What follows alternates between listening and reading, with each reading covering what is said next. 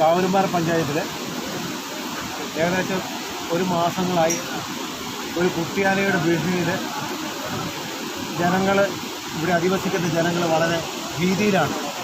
ഇതിനിടയിൽ 3, 4, 5 വ്യക്തികൾ ഹോസ്പിറ്റലിലായി, ആന ഓടിച്ച് പരിക്കേറ്റ്.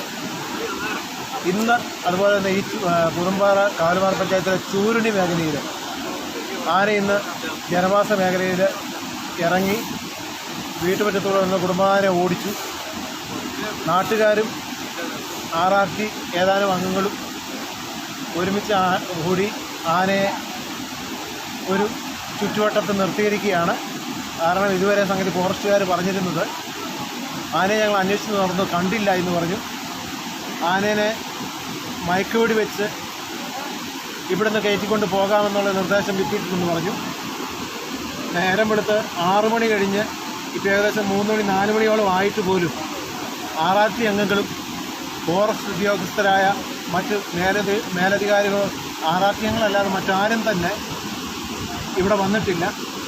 അതായത് ഏറ്റവും ദയനീയമായ കാര്യമെന്ന് പറഞ്ഞാൽ, അതായത് ഈ ഫോറസ്റ്റ് റേഞ്ചിലെ കുറ്റ്യാടി റേഞ്ചിലെ റേഞ്ച് ഓഫീസർ പോലും ഇവിടെ വന്നിട്ടില്ല.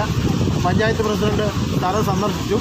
അദ്ദേഹം പറഞ്ഞത് ആനയെ നാളെ രാവിലെയാണ് ഡോക്ടർ വന്ന് ആക്കുന്നത്.